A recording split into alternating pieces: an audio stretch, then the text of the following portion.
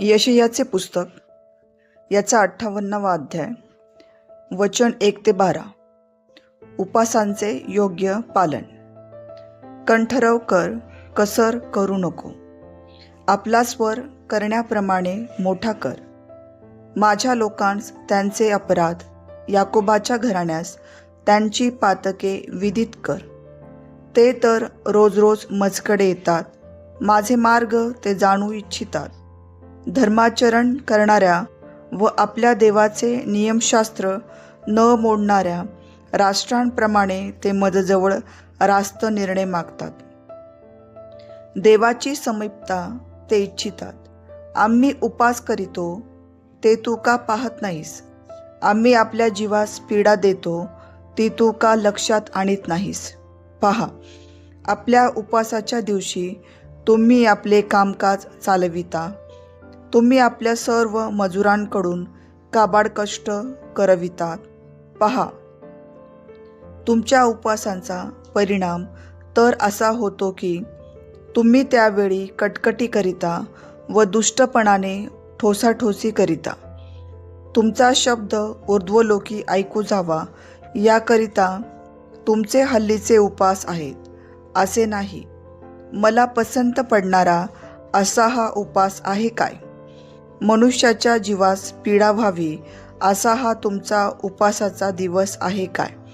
लवाळ्यासारखे आपले डोके लवविणे आणि आपल्या अंगाखाली गोणताट व राख पसरणे याला उपास म्हणतोस काय? आणि असा दिवस परमेश्वराला मान्य होईल काय? दुष्टतेच्या बेड्या तोडाव्या, जुवाच्या दोऱ्यात सोडाव्या, जाचलेल्यांस मुक्त करावे, सगळे जोखड मोडावे, हाच मला पसंत असा उपास नव्हे काय? तू आपले अन्न भुकेल्यांस वाटावे, तू लाचारांस व निराश्रितांस आपल्या घरी न्यावे. उघडा दृष्टीस पडल्यास त्यास वस्त्र द्यावे. तू आपल्या बांधवाला तोंड लपवू नये, हाच तो उपास नव्हे काय? असे करशील तर तुझा प्रकाश प्रभातीप्रमाणे फाकेल, तुझी जखम लवकर भरेल, तुझी धार्मिकता तुझ्या पुढे चालेल व परमेश्वराचे गौरव तुझे पाठीराखे होईल. तेव्हा तू हाक मारशील, ती परमेश्वर ऐकेल. तू धावा करशील, तेव्हा तो म्हणेल, हा मी आहे. जर तू आपल्यामधून जोखड लादण्याचे सोडून देशील, बोट दाखविण्याचे व दुष्ट गोष्टी बोलण्याचे टाकून देशील, जर तू आपल्या जीवाला इष्ट ते भुकेल्यांस देशील, दुःखग्रस्त जीवांस तृप्त करशील, तर तुझा प्रकाश अंधकारात झळकेल. निबिड अंधकार तुला मध्यान्हाचे तेज असा होईल.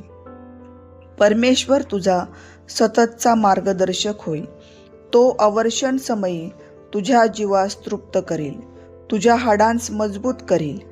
तू भरपूर पाणी दिलेल्या मळ्यांप्रमाणे होशील, पाणी कधी न आटणाऱ्या झऱ्याप्रमाणे होशील. बहुत काळ मोडून पडलेली शहरे तुझे लोक पुन बांधतील. पूर्वीच्या पिढ्यांनी घातलेले पाय तू पुन्हा उभारशील. मोडतोडीचा जीर्णोद्धार करणारा, वस्ती होण्यासाठी रस्त्यांची दुरुस्ती करणारा असे तुझे नाव पडेल. देवबाप असलेल्या वचनावर आशीर्वाद देव. आमेन.